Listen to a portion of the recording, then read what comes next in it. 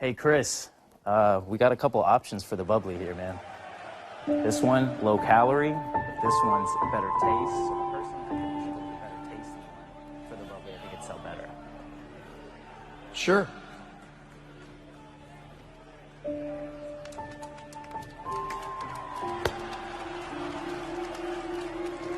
See, Chris Jericho is like a father figure to me.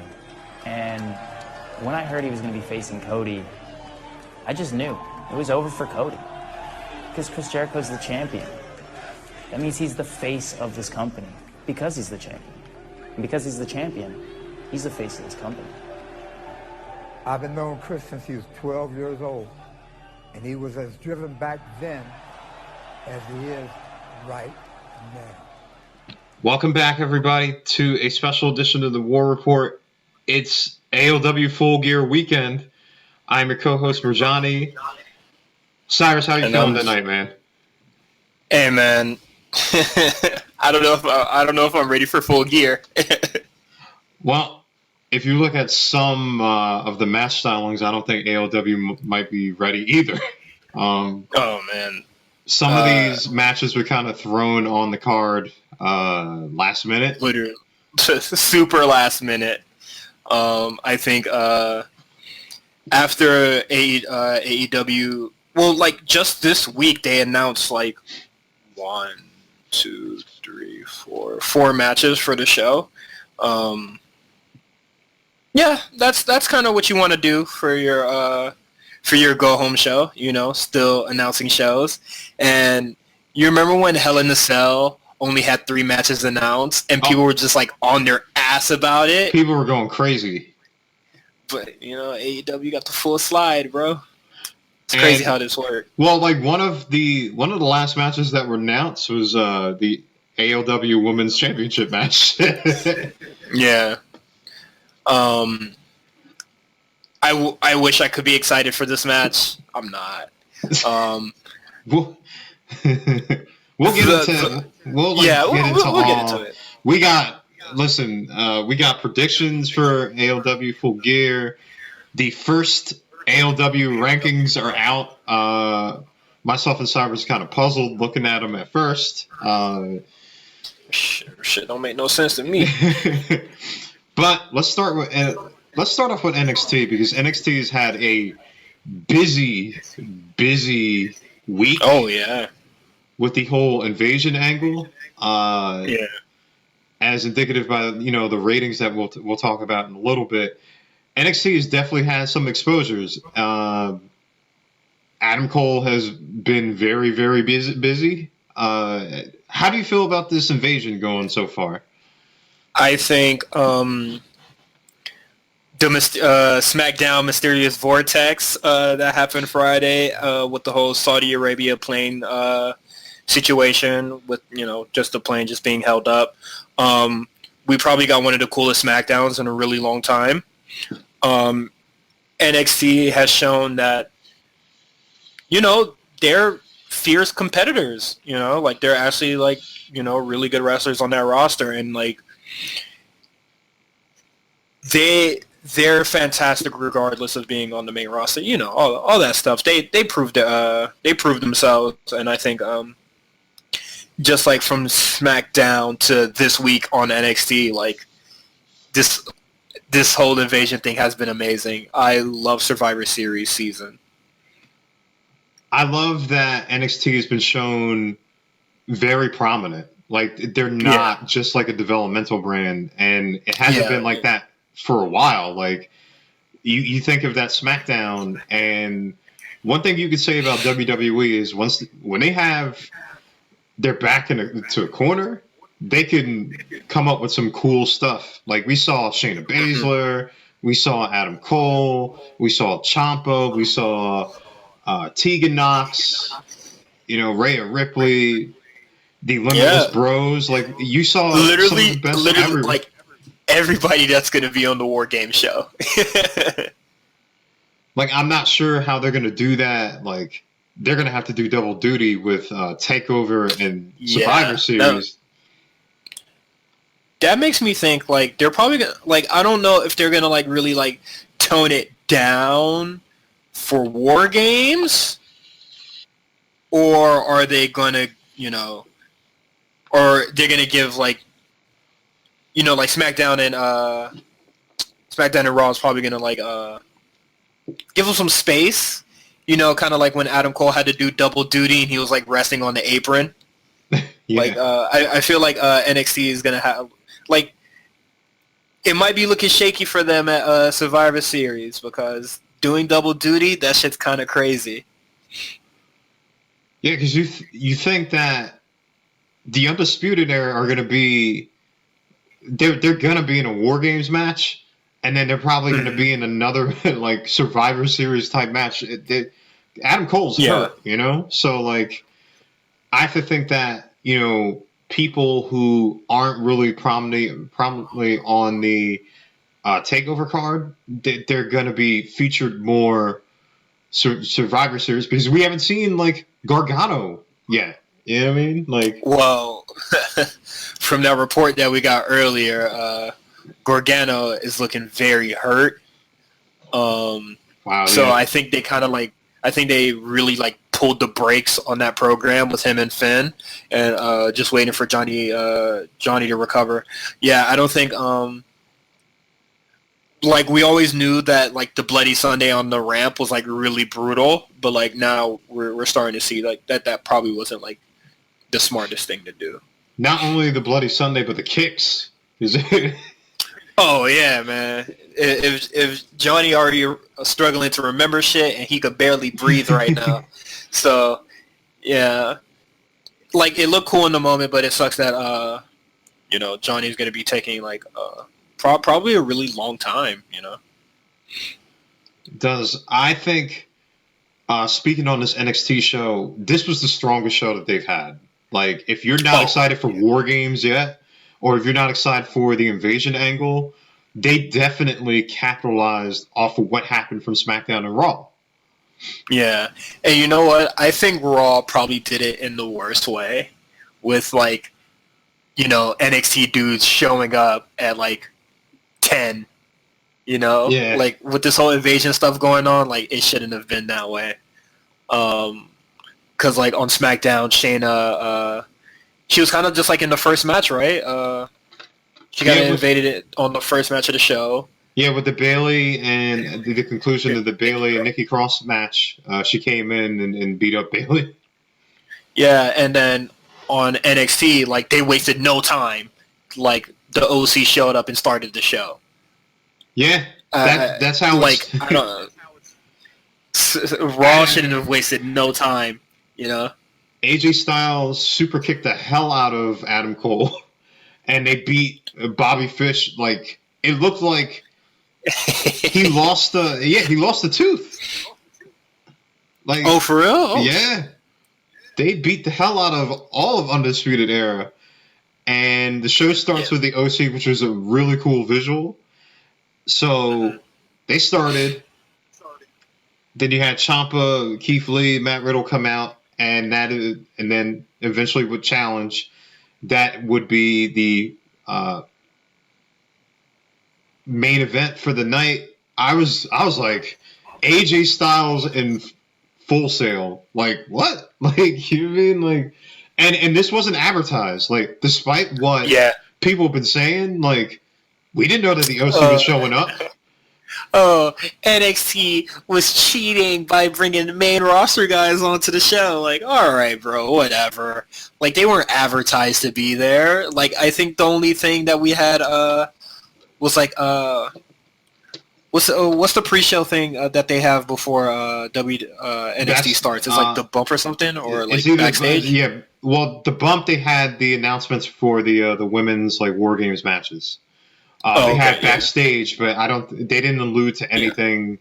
It was just like Adam Cole was just gonna like, you know, talk some shit backstage, and then they set it up for an angle, and then it transitioned into the start of NXT, which I thought was like flawless.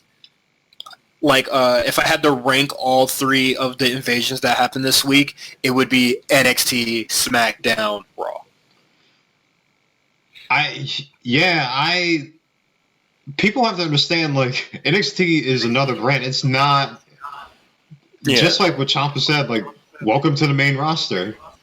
They pretty much shown that they can hang with anybody. Like Ciampa showed you that he can hang with Miz. So I didn't get that whole criticism. Like like they're using. Of course, WWE is going to use all their talent in a Survivor Series build from a like still like a internal like invasion thing. Like, of course they're going to pull all the stops. Also, it's Survivor Series time.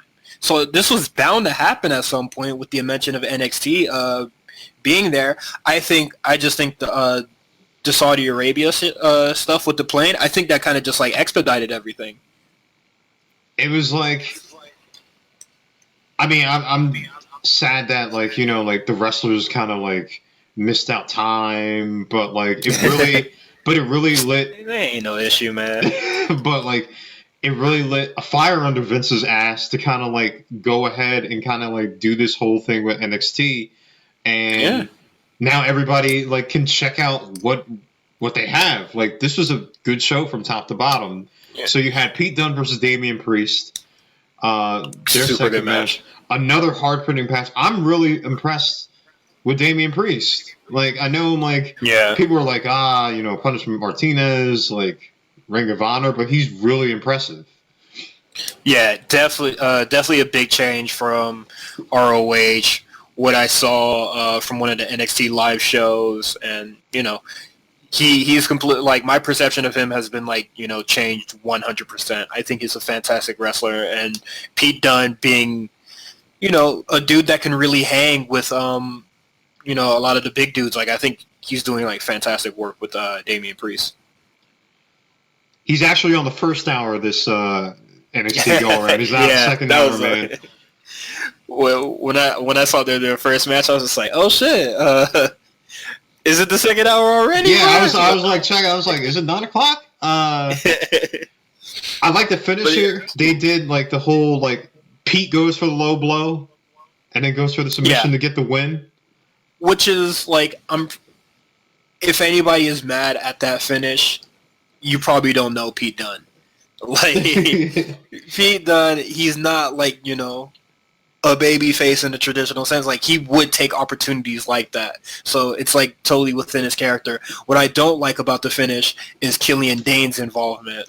I don't know where they plan on really going with this, especially since Killian Dane also attacked Damian Priest as well. So I don't know what they plan on doing for War Games. They're probably do like a triple threat between them two, or some people were talking about what is it?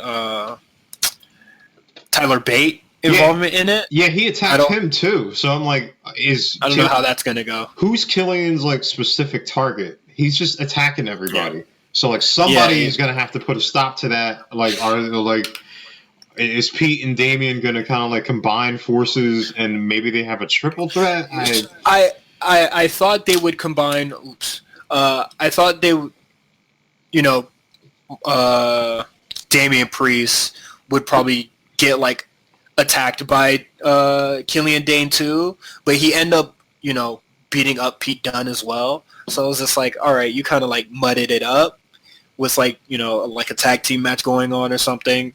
But someone also said to me their prediction is going to be Cameron Grimes, Killian Dane versus Pete Dunne and Tyler Bate. Then I'm just like, where does that leave Damian Priest?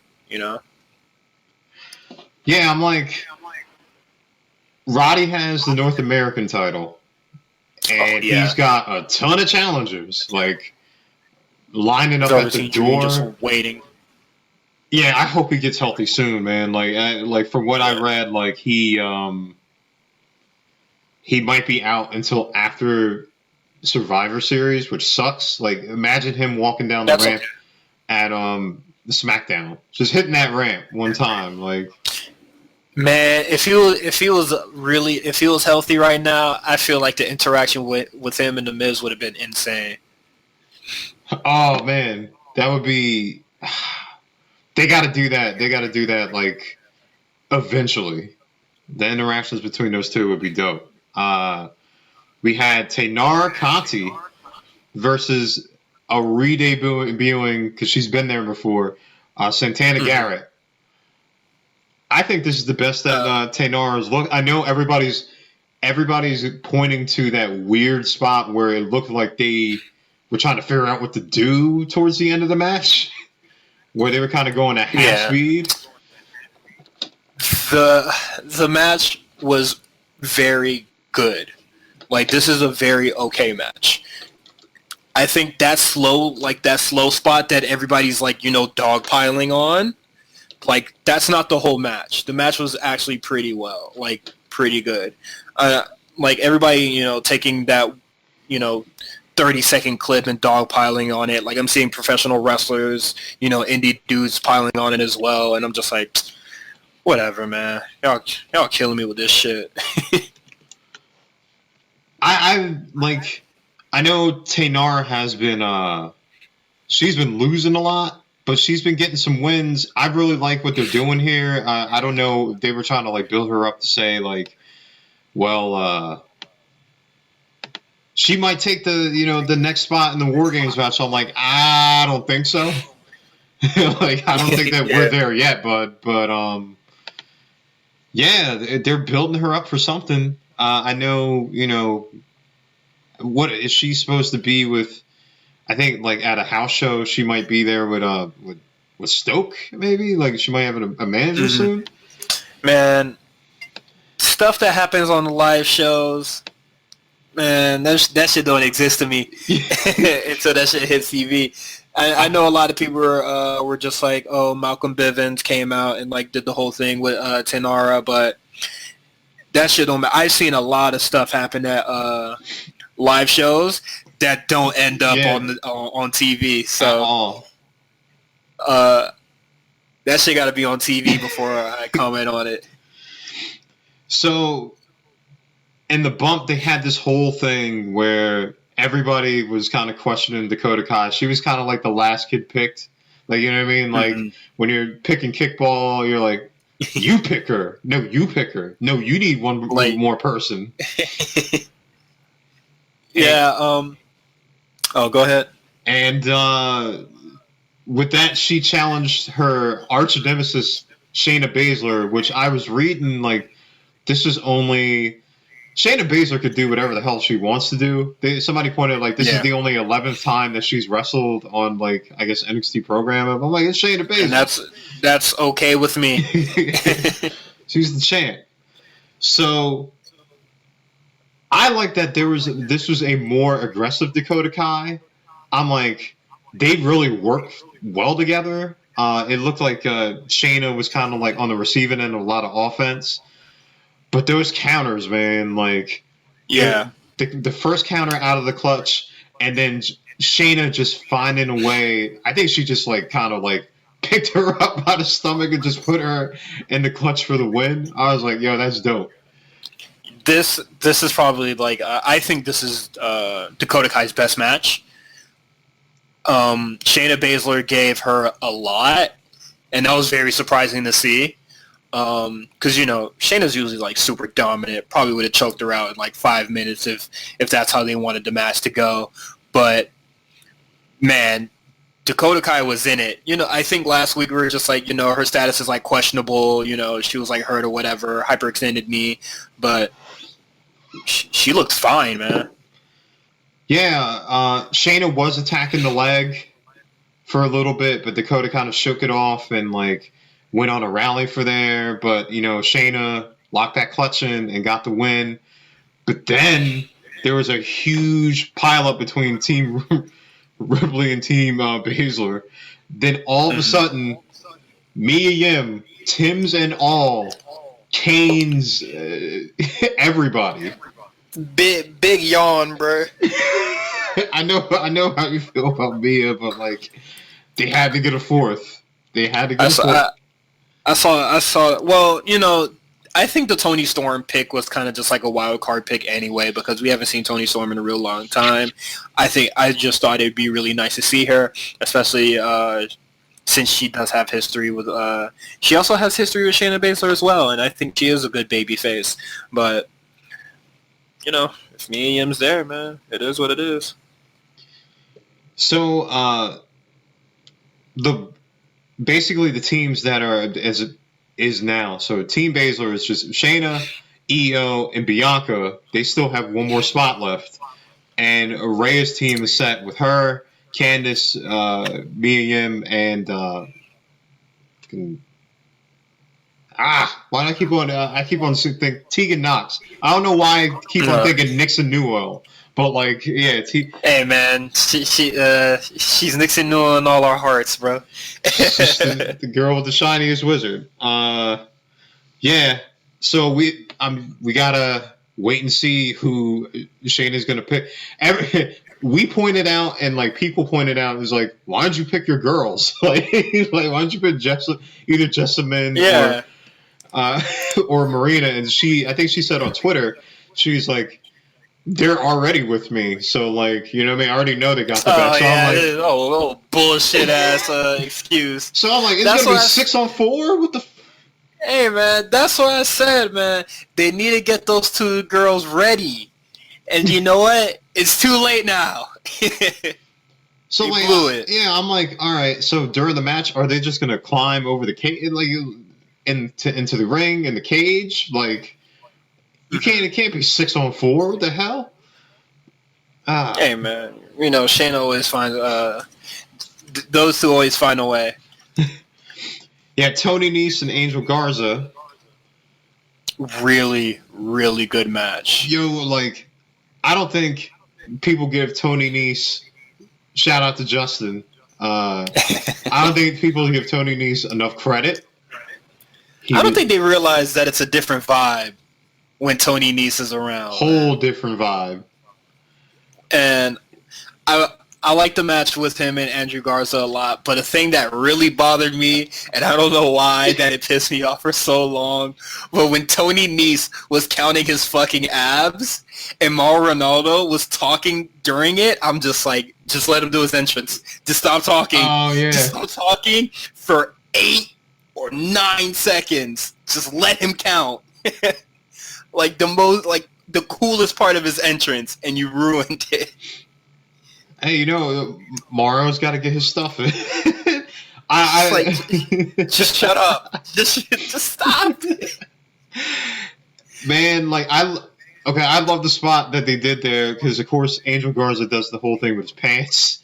Tai Chi like Tony Nese power bombing his pants. Yeah, and he's like, whoa, like Angel Garza is gonna be a star, man. He's just got like all the intangibles. And he's going on. He's going to fight Leo Rush for the Cruiserweight title. Can't wait. That is going to be an amazing match. I think the inclusion of 205 Live and NXT was the right move. Yeah. I don't know why that people really like to shit on the 205 guys. They're all really great wrestlers. And, I think them being on NXT is really going to help. Especially, since everybody's just like Jim Ross, they're small in NXT, so it's just like, the cruiserweights are going to fit. Well, thankfully he's not calling this. He would be, I think old Jim would be completely lost. Oh, yeah.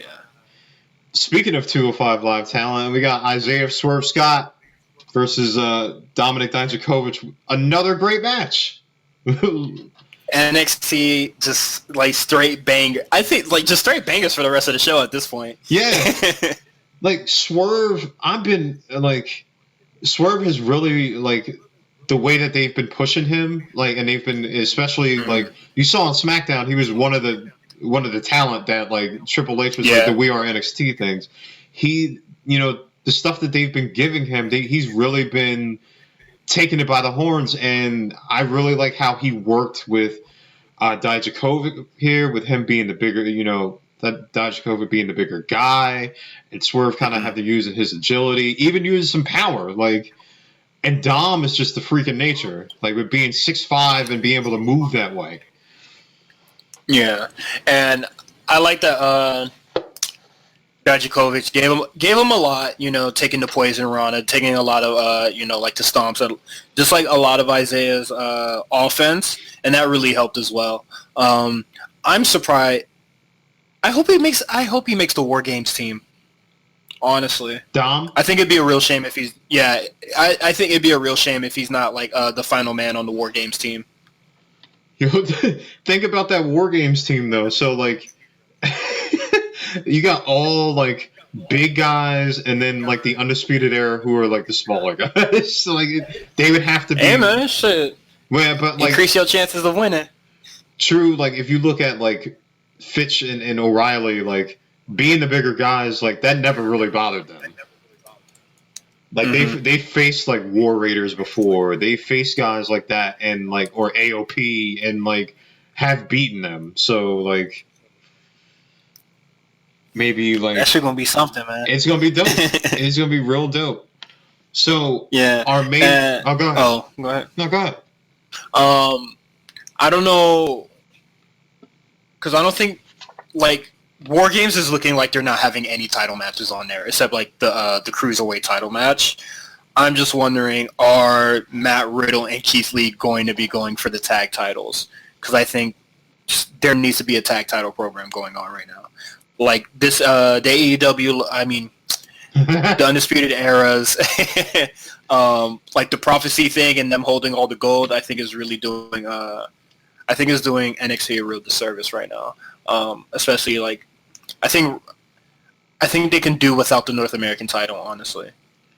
I think when you start going into Mania, and it kind of like the whole big Mania for Takeover, I think that's where they're gonna start losing titles. Like they've held them long enough. Like they've been on top of NXT. You know what I mean? Like it's time to kind of like make some other people. I don't know if Cole drops it to Ciampa though. I don't know like if you would give it right back. No, I don't know. I don't think that you would do that, but like I think Cole has kind of like made his statement, you know?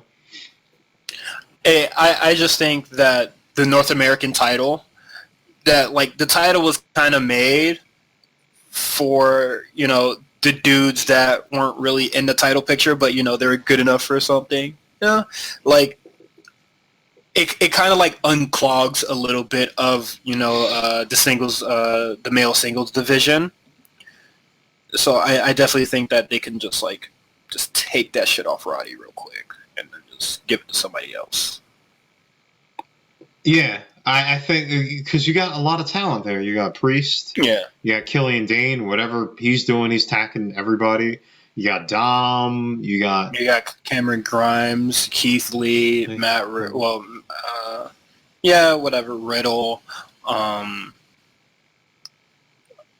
Yeah, you just have like a whole bunch of dudes, and like right now, since they're doing like the invasion stuff, and then they're prepping for War Games, so it might be a little shaky.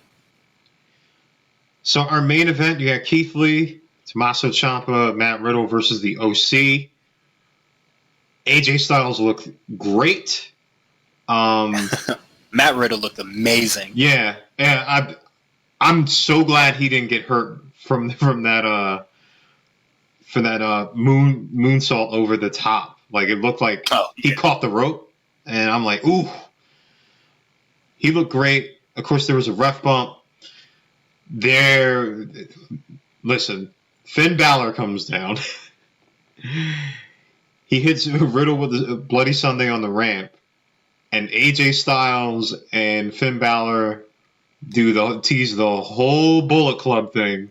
I was like, what? Like, are they really doing this here? I don't know. It's just like it's the same situation with like the Undisputed Era where they were doing their hand gesture and Finn Balor still decided to go with the finger guns. So I think Balor might be on his own. He still might be on his own island. He might be on his own side, yeah. I like what they're doing, how he's like, he doesn't really have an allegiance while being a heel, Yeah. I think let's keep it that way for now, I guess. So like Cole, he attacked Ciampa and AJ. Just a crazy finish. He kicked the hell out of it. Gave him that fucking receipt, bro. Yeah. AJ looked like his soul left his body. Amazing selling. Yeah, I love how. Okay, so the show ended in chaos, but I love how it ended where like it was still kind of teasing not only NXT, War Games, but the invasion angle. Like, you know what I mean? Like it did two different storylines well. Yeah, and NXT has a lot on its plate.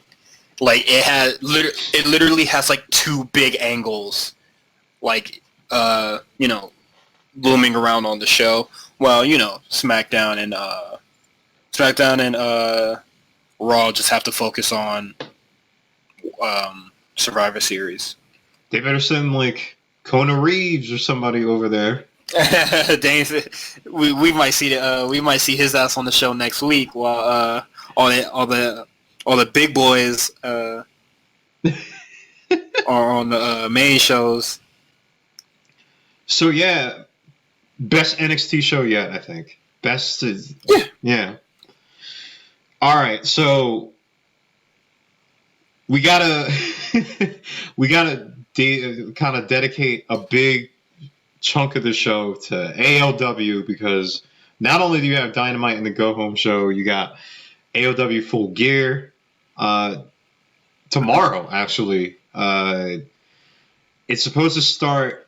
I think it's supposed to start at 7 or 7:30. There's only one buy-in show, which unfortunately is their hottest women's program is on the buy-in show. Yeah. Yeah. Code name for the pre-show. The women's match that has like the most story and heat going into it is on the pre-show, while the title match is having this last minute title match with a person that I believe don't deserve it, especially based on the AEW standings, but that's just me. Before we get into Dynamite and the Go Home show, how do you feel about Britt Baker's promo on B. Priestley? I thought it was great. I thought it was absolutely fantastic. It did its little, quote unquote, the work shoot kind of thing. Like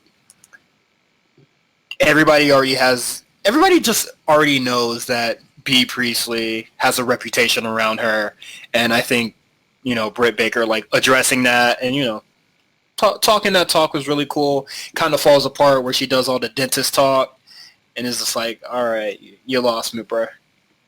But overall, really good promo. I thought it was really good, especially because there has been a video going around on Twitter sphere of B. Priestley and Mayun's match in Stardom, there was a really bad spot, a big spot where thankfully nobody got hurt, but it just kind of fueled the fire of what Britt was saying.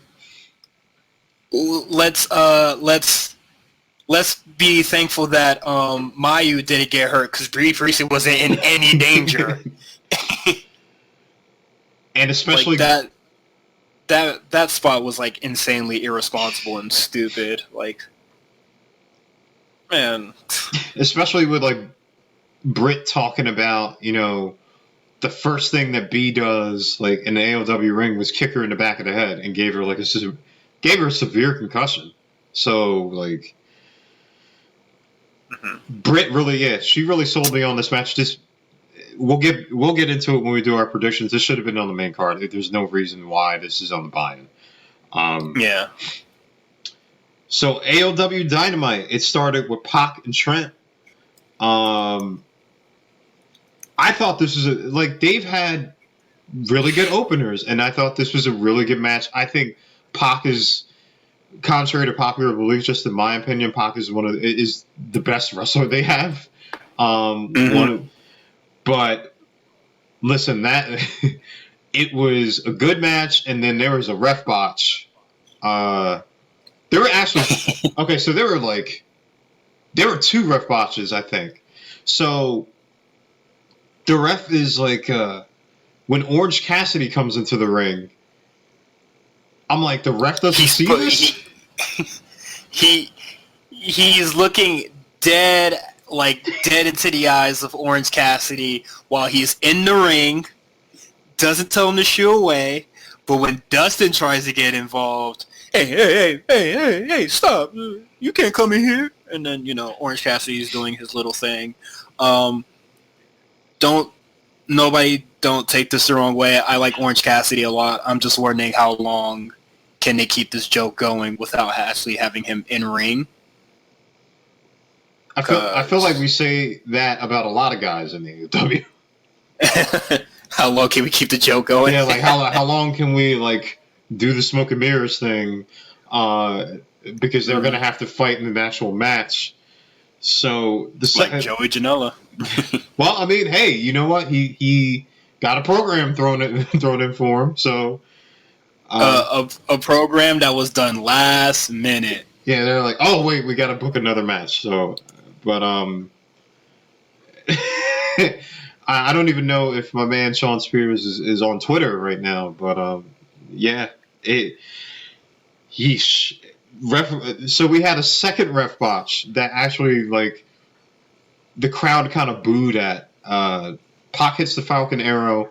Ref goes 1, 2, and then he doesn't count the 3. I don't know what the disconnect there was. And then Pac goes with the submission and gets the win. It was like, what just happened? Like, what? Why? Yeah. I mean, for what I read, like, apparently the match was supposed to go on a little bit longer, but I don't think anybody told the ref. I don't understand. And I think AEW tried their hardest to try to, do a camera cut and try to hide the fact that the ref messed up. But, good old Jim Ross had to blow the bag. Yeah. The commentary already sold it. I don't know what that was about. I definitely think Trent should have just... I don't know. Like, I think the match should have just ended there. Yeah, it was like, overkill. And then because I think Pac looked at the ref and he was like, what the... all right, let me put him in the race. I think the ref should have counted to 3, and then Pac just transitioned into the submission and get your little the heat on. Yeah, the crowd did not like that. So, transition into that, we have to talk about the most storied promo in history. The Cody Rhodes promo. Okay. First off, he says that if he doesn't beat Jericho, he will never challenge for the AEW championship again. He mentions a lot of things about them sharing silver spoons. He talks about Jericho's book that is $3.99 on Amazon, which I liked. I thought that was funny. And then I looked. Lo and behold, it is in fact for $3.99. He called him a succubus. Even though you hired him. yeah. It's funny because like in the beginning of the promo, right, he actually alludes to hiring Jericho because they needed the name or something like that, and then he goes into talking about his family. His voice cracks a little bit. He gets a little bit emotional. The crocodile tears. The crowd is into it. Eating that shit. I'm gonna let you give your thoughts on it. I know, like, so what do you think about this Cody promo? A lot of AEW fans loved it. A lot of them hailed it as one of the top promos of the year. So, Cyrus, we have the floor. I'm pretty sure we both saw that same tweet. That was just like, this Cody promo is up there with these 3 other character-defining promos. If you want to define Cody based off this promo, he's just a white dude. I did think I thought that the beginning of it was really well. I just think when he started just like, railing off or, going off the rails, that's when I was just like, all right, come on, like, bring it back. You're kind of just rambling here, which he said he was going to do that. I wish he wouldn't.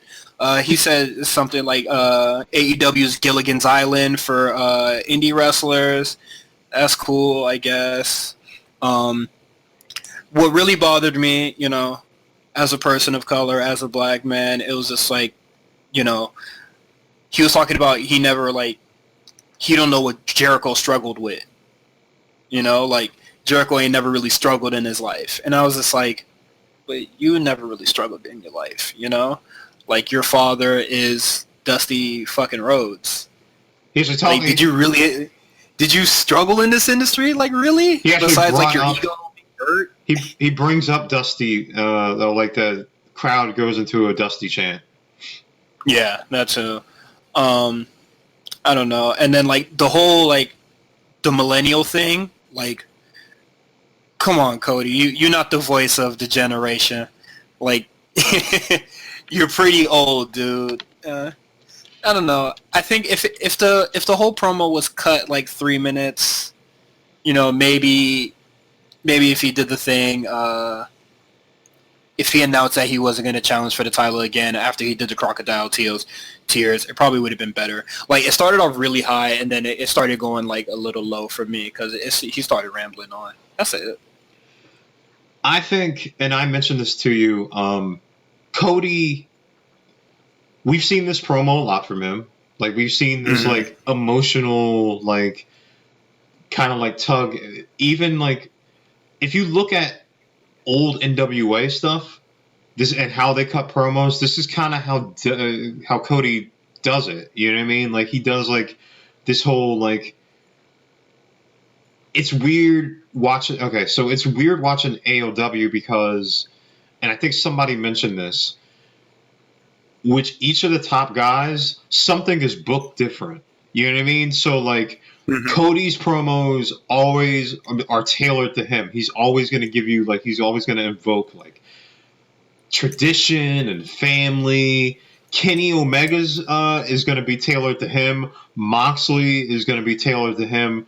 It's like watching sometimes 6 different shows. Like, it's like, oh, wow, all right. So I think while I didn't completely love it, I didn't completely hate it, I get it because he knows how to tailor himself to that AEW fan base. He knows what to say to get them behind him. And since watching, even with the match that he had with Dustin, that's what he's going to do. Like, he's going to do, like, those whole, like, he's going to encompass the entire experience because while he may not be the best in ring or maybe the best kind of, like, promo ever, he'll take good and try to, like, put it all together to kind of, like, I mean, like, some people call it smoke and mirrors, but, like, he'll put it all together to kind of make his character. And I think that's what he's going as juxtaposed to what Jericho did in his promo, where he was just making fun of everybody.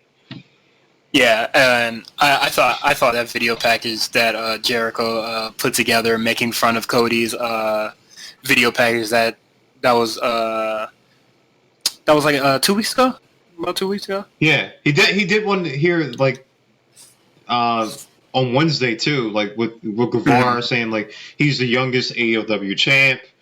Then it's like that's really funny. So Chris Ant's friend from church, like. I think Cody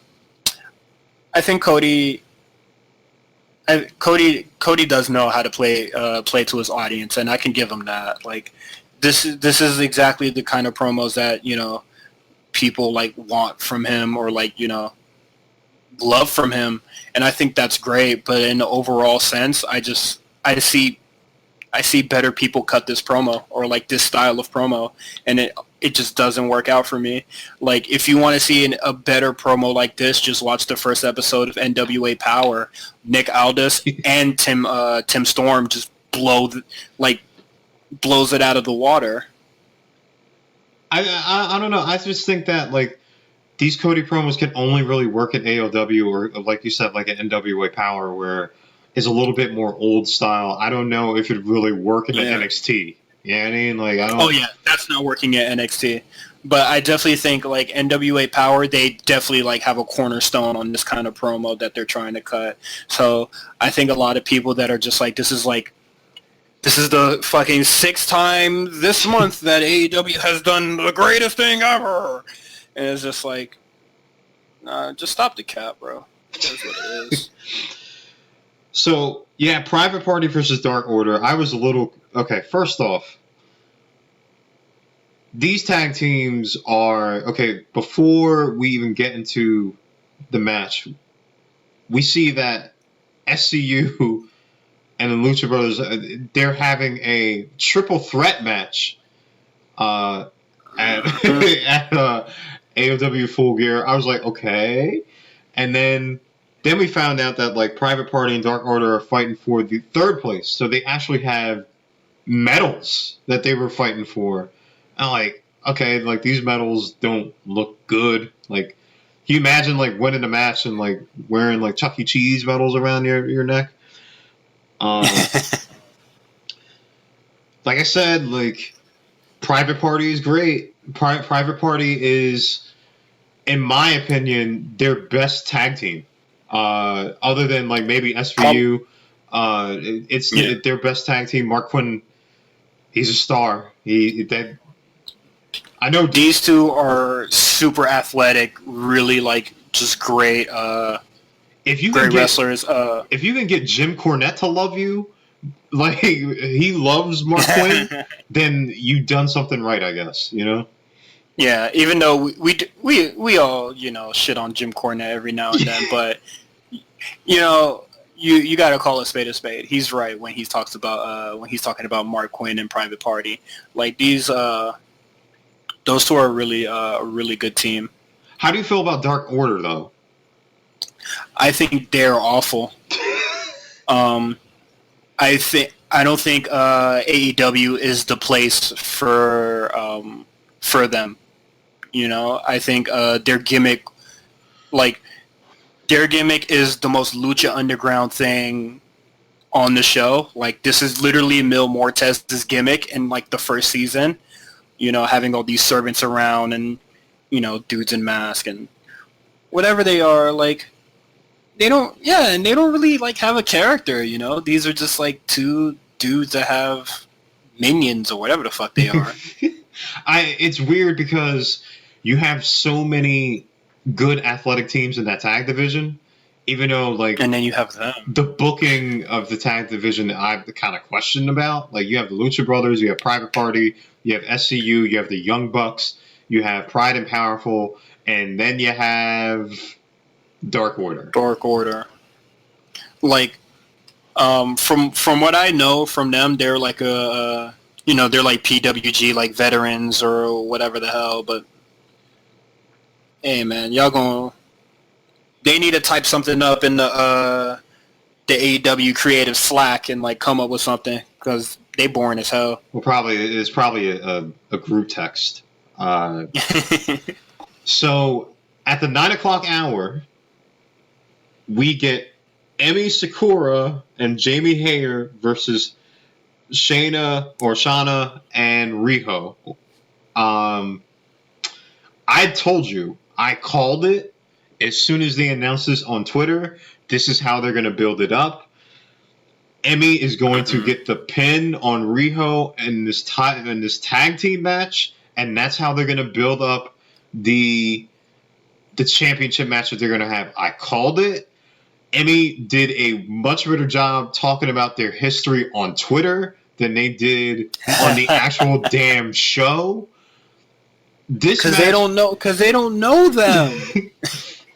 This match, to be honest, made me want to see more Shauna challenge Riho than anybody else, or Jamie Hayter. I wanted to see more of them two than I wanted to see either Riho or Emi Sakura.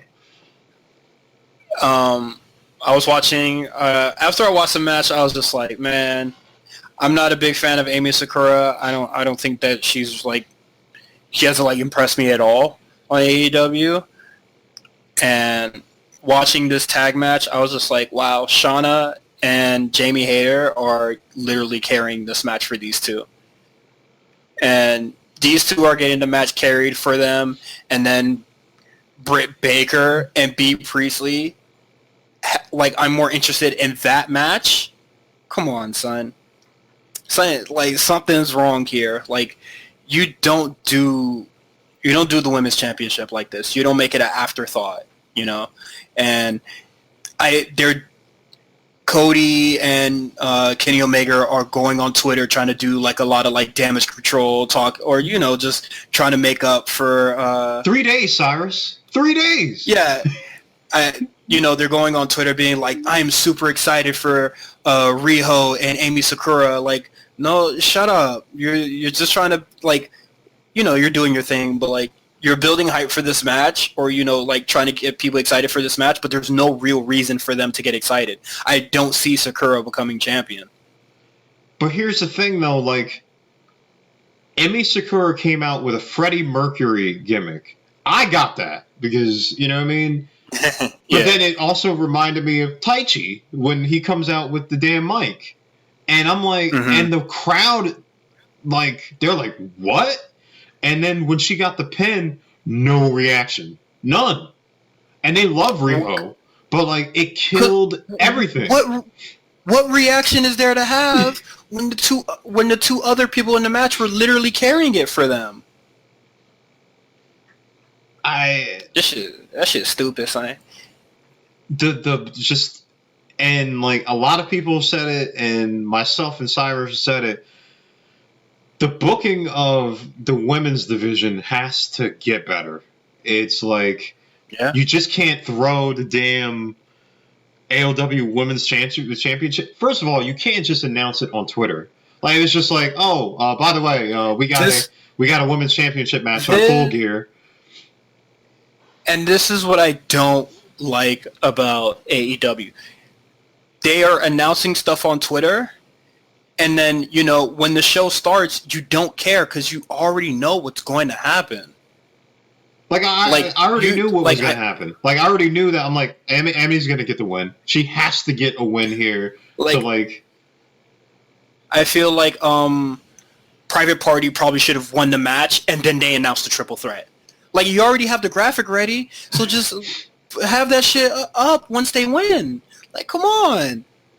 It's weird. Amy Sakura finally gets the pin. Guess what? She earns a title shot. Put the graphic up.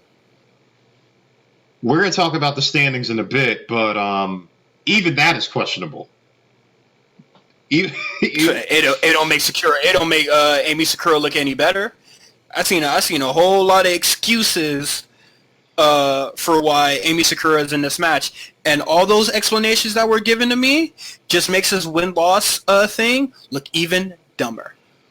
It seems like they're trying to stick the story of like Emi being, you know, Riho's teacher. That's well and all, but like it's either the story, or you're gonna go by the standings. And like it seems like with this, they're trying to shift away from the standings, and we'll talk about the standings like when we do our predictions.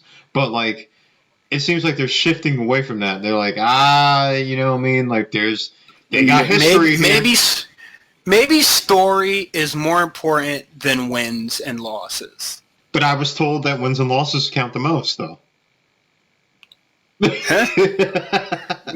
Maybe being more sport-oriented wasn't the best route to go for, especially when you have a fuck ton of indie talent. An incredible amount of indie talent, and some of them are just kind of directionless, you know? Understatement. So speaking of the women's division, Brandy Rhodes cut a promo. Yawn. And it seems like she's going to manage Awesome Kong. And it looks like they're gonna tear through the women's division together. I like that Awesome Kong it seems like she's finally going to get some screen time, thankfully, other than a battle royal. Yeah. But how do you feel about Brandy Rhodes kind of like being like, the guide point for her? I think she could have been an awesome guide point without this ridiculous character that she has going on. She kind of just, took all her frustrations that she has with, Twitter, turn it into like this weird like character that's going to manage Awesome Kong. And all she does is talk about herself in the promo. So I don't know what Awesome Kong's involvement is going to be in this if they like didn't have that her pre-render pop up on the screen, Yeah. I don't know. Maybe they do. I don't know. Maybe they do something tomorrow night. I don't. Yeah, hopefully they set up maybe she should come out and like beat up Riho, and then not get a title match because she hasn't won a match yet. Well, what luck will have it, she'll like either attack Britt or be like they won't even be involved in like the women's title match. Like they'll book it to the point where like, all right, let's have Awesome Kong attack, the other wrestlers instead of like our most important match and set up somebody from Riho. Yeah. That would be the smart way to do it. Let's see what they do. We had Brandon Cutler versus friend of the show and friend of Show Network, Shawn Spears, the chairman. Don't really know about this match, man. It was supposed to be a squash. It did nothing for me. I think I really do wish it was a squash. I think it was supposed to be. They have supremely botched what they've been doing with Shawn Spears. They built him up to be this whole thing with Cody. Did they botch it, or he wasn't really interesting to begin with? Well, they tried to do something, but like having him lose to Cody. What is this chairman gimmick then? Like he's not hitting people with chairs. Like he's not doing that. Like yeah, you know what I mean? Like so, what is the whole like like sitting in the middle of the ramp, taking the chair with him to the ring, having Tully with him, and every time he gets pressured by somebody, he ain't using the chair. Like it's so silly, and I don't know what Tully Blanchard's involvement in this gimmick is. A lot of people were just like, yeah, he's just collecting the check. Get your paper, bro. I ain't got nothing wrong with that. But I don't know what they thought by having Tully Blanchard here. Well, go to TNA. Go to TNA with Tessa. You know what I mean? I don't see why you wouldn't have if you wanted to bring Tessa Blanchard in, which I feel like they would probably do in the future, depending however Impact goes. And Impact ain't dying, but you know how you know what I mean. Have her be there with her father. I don't know. I don't really know what Shawn Spears is doing with Tully Blanchard. Like, it just seems like whatever stuff. I will say that Brian Cutler looks better in this match than he did in his match with MJF. He did. He got a little bit more offense in. A little note. Cody did say, I guess in the presser, that he would love to have Tessa in AEW, and Tessa. Alexa Bliss too. Yeah, Alexa Bliss, who is under contract with WWE and probably not interested. But he said that he would love to have her too. I don't really get where he says that. Maybe he was just kind of hopefully ribbing people, but he he praying for it. Yeah, he's like, we need somebody over here. So. Well, Tessa is also fighting Sally Callahan at their January pay-per-view for the Impact World title. So hopefully they cash in and actually have her win the actual title instead of teasing it. If she don't win, she gotta go, bro. I'll just leave. I was just like, you know what? I'm out. You've had me. Tessa's been putting on great matches over there with dudes. And like, pull the trigger. you're on Access now. Like you know, you got Katie Forbes, you got Ken Shamrock over there, like RVD. You know, like RVD's still alive and kicking. So like, yeah, pull the trigger with Tessa. To bring it back to the Shawn Spears thing. So as we talked about, like in a little bit earlier, Shawn Spears attacked Joey Janela, like just kind of out of nowhere. No, this was a feud that was set up on Dark. Yes. So literally, like when we watched, when we watched it yesterday, and then, we have to like kind of like care about this. And I think it's super silly that, Joey Janela is now being tasked with trying to make him, Shawn Spears interesting when Joey Janela is only really interesting in really hardcore kind of matches. So we'll see how this goes. So with that, they announced that on for AEW Full Gear, it's going to be the chairman, Shawn Spears, versus Joey Janela. You already have a hardcore match on the card, so this is not going to be a hardcore match. This is going to be a straight fight, which is going to be interesting. It's going to be interesting to see. Maybe Joey Janela is going to be he's going to be the Dean Malenko of that match. We'll see. So, yeah, boy. For the main event, you had Hangman Page and Kenny Omega versus Sammy Guevara and Chris Jericho. Do we have to talk about this match? You didn't like it? All right, so Kenny Omega and Sammy Guevara start off with chain wrestling. I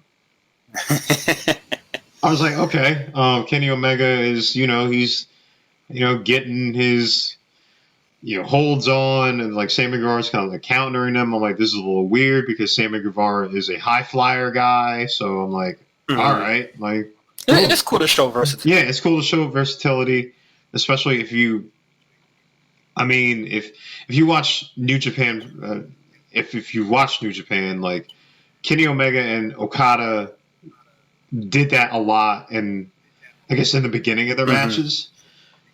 So there's a lot of back and forth. Of course, Chris Jericho and Hangman Page. I think Hangman Page look good here as well.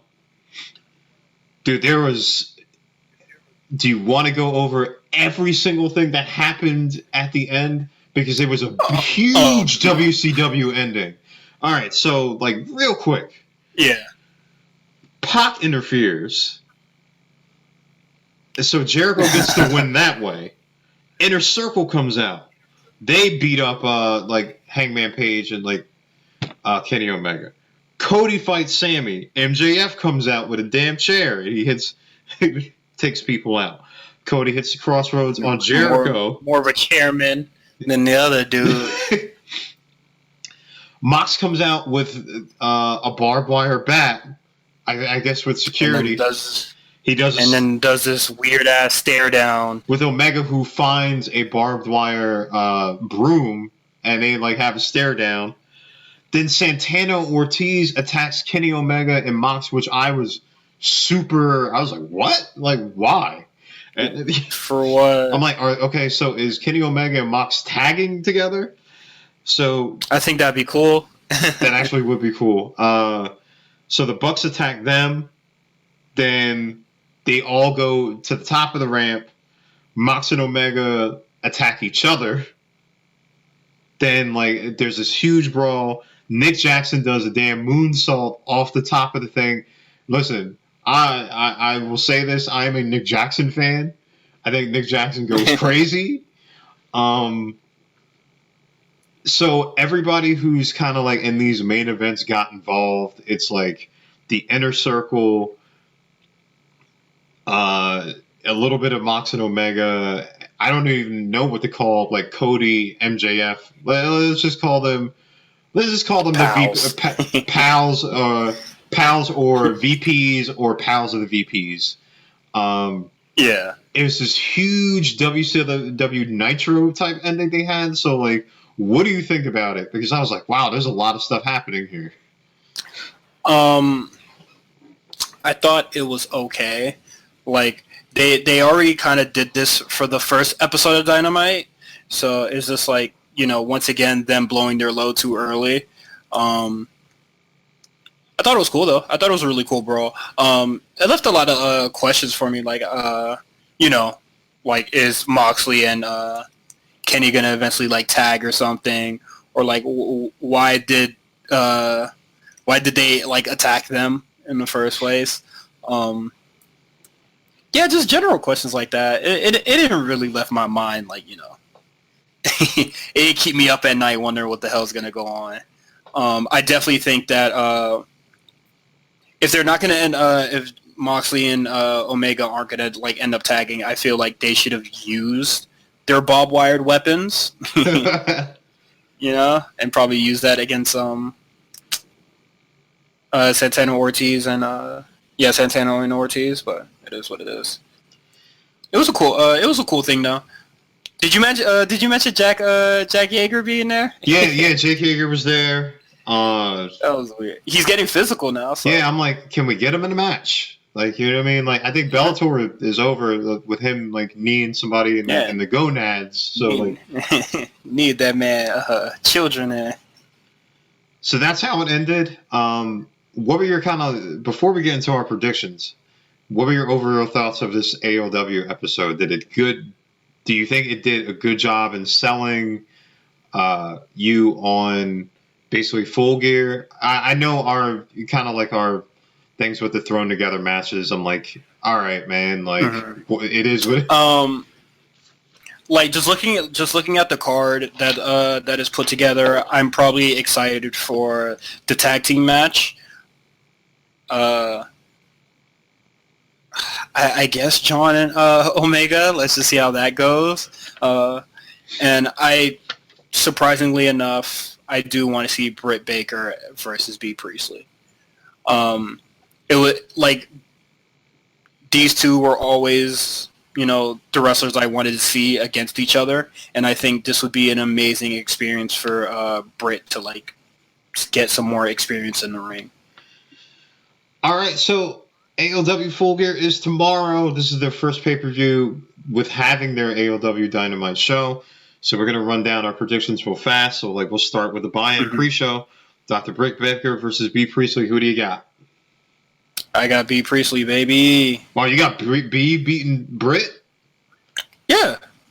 Okay. If you know me, I ain't too high on but we have to do something to keep their feud going forever.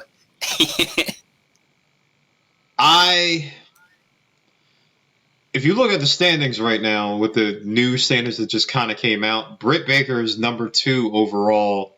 She's 2-2, and she's an overall record of 4-2. I think that I'm going to go with you, and I'm also going to pick B. Priestley because, like I said, I think they should keep this feud going for a little bit. And I think if you're going to make B kind of matter here, she needs a big win.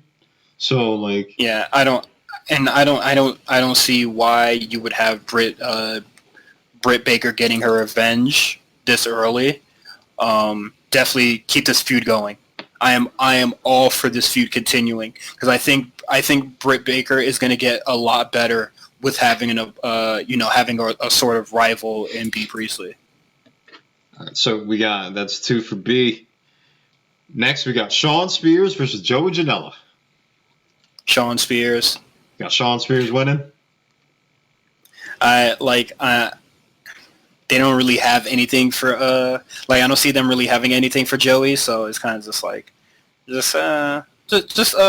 give Shawn Spears his much needed win, against Joey, who's an established guy. Well, to the people that are attending the shows, he's more or less established to them. I'm gonna go with Joey because I think that Joey definitely needs a win here, especially losing to Omega twice. And sure, having those hardcore matches. Keep the feud going, if anything. Yeah, he's had hardcore matches. I think he's won one or something like that. He's had a tag team match. I think he needs a win with a straight conventional wrestling match, and I think that I'm not really sure what you do with Shawn Spears here. Like, I think that, like I said, you gotta like change his gimmick a little bit because the chairman thing is like, all right, you lost to Cody, so you kind of the gimmick is aimless now. It's kind of out of the. Yeah, it's just happening. You know what I mean? So like, I think, yeah, I'm gonna go with Joey. Next up, we have Pac versus Adam Page. Who do you got? Give it to Pac. Let Pac take it. I think Hangman, he looks better in defeat. I just think, he said he's going to do some real cowboy shit. You can still do your real cowboy shit. You just be good. Just have a really good match out there. Like, I don't think his character will be hurt if he lost in a very competitive match against Pac. I'm going to go with Pac too. Right now, Pac is number 2 in the standings. He's actually tied with Cody with a singles record of 3 wins, no losses, and 1 tie. He's 3-1-1 overall. But Hangman Page is right below him at number 3, so I guess he'd be number 2. He's 3-2 right now, and 4-4 overall. I think that if you're going to build up just in case some shenanigans happen with the Cody, there will be shenanigans that happen, but you need to build up a next challenger. So I'm going to go with Pac 2. That's 2 for Pac. Next up, we got the AEW Tag Team Championship match. So it's SCU, Lucha Brothers, and Private Party. SCU, baby. So you got SCU retaining?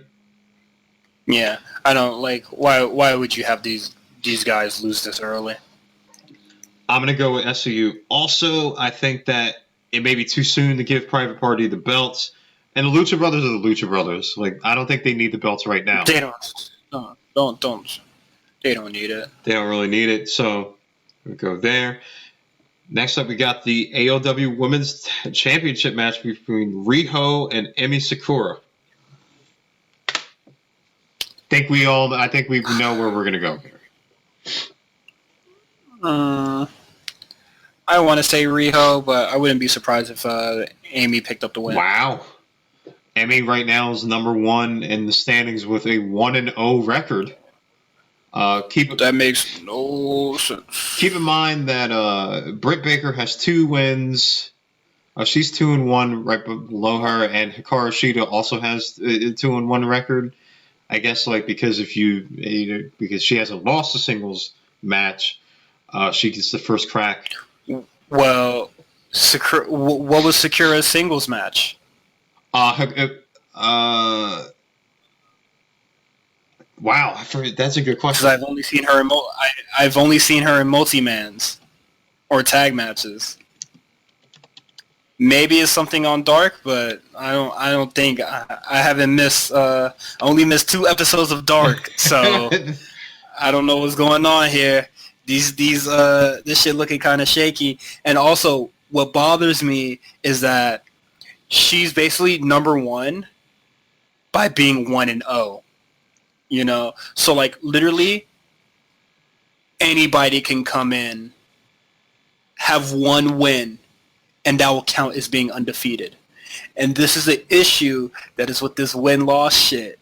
Okay, it was on Dark. It was that 4-way. So when she beat Ali Penalty, that's not a single. That's not a single.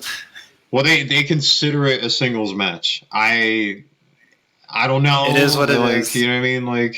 But they're counting that as her singles win. So she beat Ali Penelope Ford and Sadie Gibbs. Unfortunately, 3 wrestlers who not even on the main show. Or not even on the pre-show. They're not on the show at all. But it is what it is with Emi Sakura. The story is there, but you guys decided you want to do the stupid win-loss record thing, man. Come on. I think, if anything, Hikari should definitely be next up for that belt. Just a little disclaimer. And should be champion. They dropped another AEW Dark as we were recording here. So Oh, snap. Yeah, it was weird. Whoa. Like it was just like they kind of like, all right, here's an AEW Dark. And I think for why? I think it was like a Hikaru, and it's a Hikaru Shida match on that show too. I think she goes against Big Swole. So. Oh, okay, yeah. Oh, I thought that was next week. Yeah, hey man, it is what it is. I'm gonna go with Riho. I think that she's gonna carry the title until they build an actual challenger for her. Star. Maybe Awesome Kong. You know what I mean? Like up to that. So we got the Young Bucks versus Santana and Ortiz. Let's give it to Santana Ortiz. Young Bucks is currently Pride and Powerful, baby. They're currently 3-2 in the standings. They're number 3. They're tied with Private Party. I think that Pride and Powerful need a big win. They need like a statement win. And I don't think if the Young Bucks lose, it's gonna hurt them. They're the fucking Young Bucks. You know what I mean? Yeah. So, and I think the tag division is the only one being booked right, with all the standings being kind of correct. So, AEW Championship. Chris Jericho versus Cody Rhodes. Now, remember the stipulations. 60 minutes. It could go 60 minutes. And if it does go 60 minutes, there are 3 judges. Now, Cody teased that these are recognizable judges, which makes me think this will go the full 60 minutes. So they can get that cameo. Watch Bret Hart be one of the judges. It's just like, all right, well, why'd you bother him to be here? I think it definitely is. They're gonna have their Omega and Okada moment where they go full 60. God bless Chris Jericho. I'm gonna go with. I'm gonna go with Chris Jericho in 30 minutes. Now remember, Cody. If Cody loses, he can't challenge for the title again. Now I'm sure they're gonna find a way around this, but later. But he can't challenge for the AEW title, so he might win by disqualification, and if that happens, I'm sick. This match, auto 1 star. I'm actually gonna that's actually how I'm gonna choose it. I'm it's gonna be a DQ. I don't think that Chris Jericho is currently 5-0, right? He hasn't lost a singles match. Cody's also undefeated in singles matches too.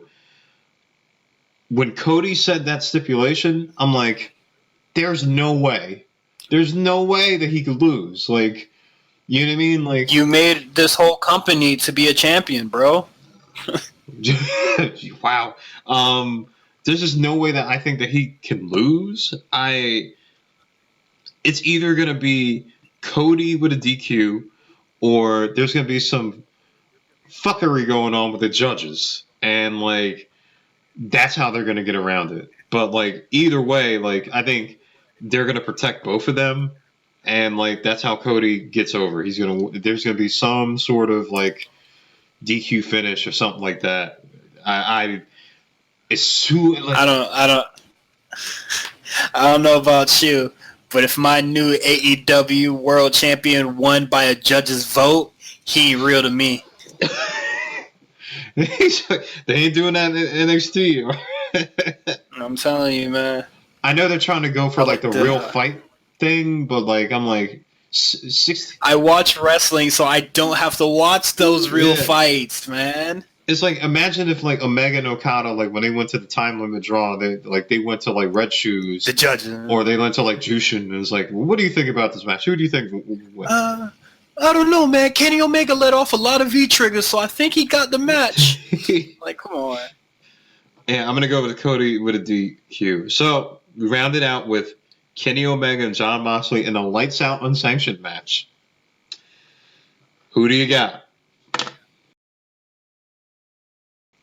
Jon Moxley. Barbed wire bats, barbed wire broom.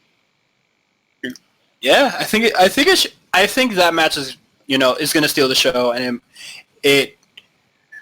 I think it being the main event of this pay-per-view is a little like it's a little silly to me, especially when after the what was it, All Out? Yeah.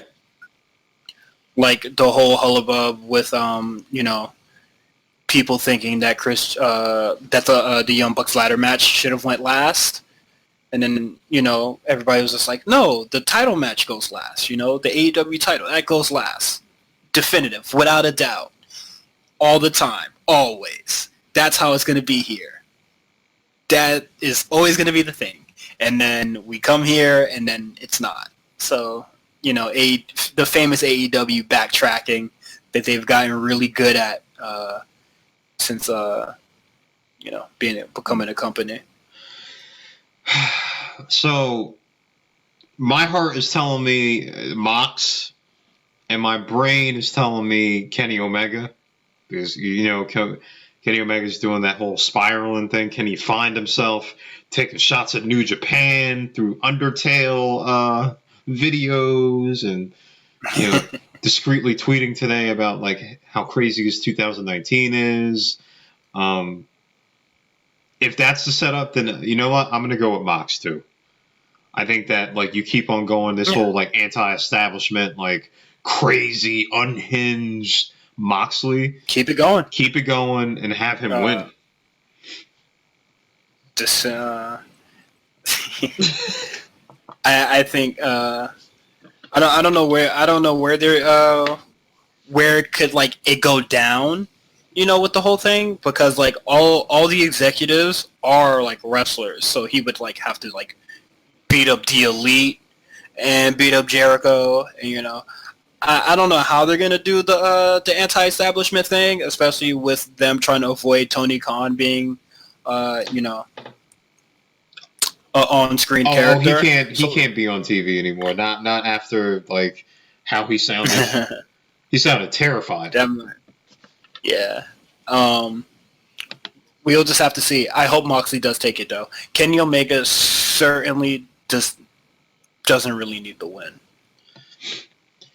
Especially since, this shit doesn't go on their record. So. Yeah, oh yeah, that's another thing. Like, this doesn't count against their record, so it doesn't even matter.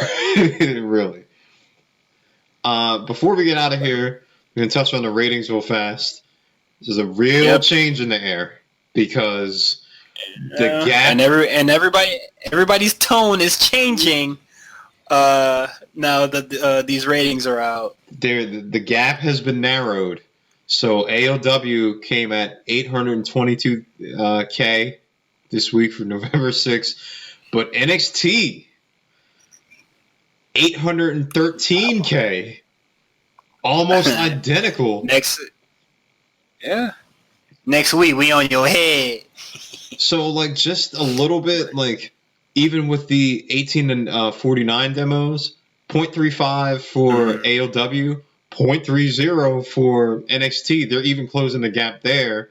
And if you look at AEW from October 2nd to November 6th, 1.4 to 822K. NXT, 1.18. And for their go-home show, get much. Yeah, that's for your go-home show. So NXT 1.18 to back up to 813K. So I mean, some people will make fuss to say like, they're using the main roster, but they didn't announce anything that was going to happen. People watched SmackDown and Raw, were legitimately interested in the angle, and tuned into NXT and got a really great show. Yeah, I don't like. That Adam Cole and Daniel Bryan match, like, if that didn't convince you to see NXT, then I don't know what will. Like, that match was great. Like, that, and the fact that, like, the A show guys touched on this, like, even with, Daniel Bryan losing to Adam Cole, like, that did a huge thing for him in the Undisputed Era. And like seeing everybody that NXT had to offer, everybody tuned in. I'm interested to see, first off, the first AEW Dynamite after Full Gear, Is the ratings going to continue to be like this? Or is it going to rise? Or even with NXT, with SmackDown tonight, are they going to stay the same? I think they are. I think that they're going to NXT definitely has the interest of people, and that they're going to keep watching. Mm-hmm. I definitely think NXT will continue to rise. I'll say that, and definitely after the show, after your Full Gear pay-per-view, I definitely think people are going to have their eyes on the show, and then just back to the same old stuff with, just slight falls in ratings. So yeah, man, that does it for our jam-packed show with AEW Full Gear. It's here. Starcast is going forward. You're going to probably hear some crazy stories because Starcast always goes off something crazy. Did you see the MJF tweet with Alundra Blaze? Oh no, I got him blocked. He said, I think he said Sade was overrated. Yeah, I had to. He had to catch that block. I'm sorry. The things you do for Heat, man. The things you know what I mean. Like that guy, get in the ring, man. Like MJF has to start wrestling. I think he said something. I let him slide with the Prince tweet. I was just like, MJF just doing his thing. That's okay. And then after he said that Sade was overrated, I was just like, all right, now you pissed me off. I'm mad at you, son. Yeah, and he also did commentary on AEW Dark this week, and hopefully, he didn't, say anything too risque that will probably, get him on some harassment board or something like that. Yeah. Or get him canceled. Do AEW wrestlers get canceled? I don't know. I don't think so. I don't think so. Scorpio Sky had to apologize for a tweet, so. Oh, true. Yeah, so I don't think so. Nyla Rose too. Yeah. Hey man. Everybody makes mistakes, I guess. That's it for our show. For myself, Johnny, and Cyrus, my tag team partner in this. Follow us at RNC Radio Live on Twitter, Spotify, Apple Podcasts. We are everywhere. We got a new Perfect Play. We got a new It's a Challenge, a new A Show. Of course, you just had the.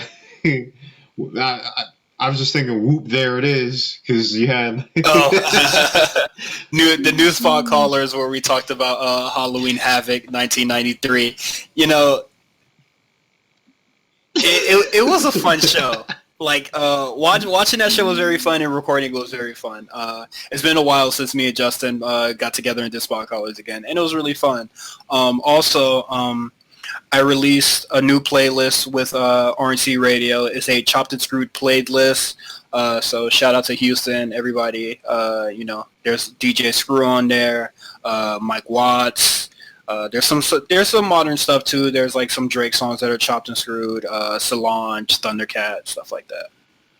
And of course, next week on Monday, the Mount Silver podcast returns because it is Pokemon Sword and Shield week. So Meals and we'll be back with that. Meals, Jeff, and Pat. Yeah, that's gonna be dope. Are you gonna be playing that? No, I think I'm boycotting the podcast because I didn't like the slander for X and Y. Oh no! It's that game got me back into Pokemon. I haven't played Pokemon since Emerald, so them slandering Y really hurt my feelings. Oh yeah, and before we go, new RSPN, they talked about that big kerfuffle with Embiid and was it yeah. What was it? Yeah, it was Embiid and I forgot who the other dude was. It was Embiid. Had that Embiid and Carl Anthony Towns. Yeah, had his ass tapping out. Ben Simmons, man, and didn't even get suspended. It was crazy. Oh yeah, didn't even get suspended. But yeah, there's a whole bunch of stuff to plug, and we forgot something. Did you see Jericho on what is it, like NBA Insider or just like on ESPN? Shaq and Charles didn't care. Shaq and Charles they just wrestled. Jericho would talk. Jericho did not plug anything AEW. Like, they were just happy that they got to play in a wrestling ring like some big ass children. That was hilarious. Yeah, it was like Jericho was just like ha ha ha ha, like yeah, man, I got a show to plug, bro. Yeah, he's like oh, and by the way, AEW, and then like Shaq will go after Charles. But yeah, man, that's we have a whole bunch of stuff on the RNC Radio Network, and we have a whole bunch of stuff on the A Show RNC channel. Something for everybody, man. So something for everybody, because we got everything. Yeah. So we'll be back next week. Of course, we'll talk about the fallout from AEW Full Gear, and we'll talk about more Invasion stuff. So we will see you next week.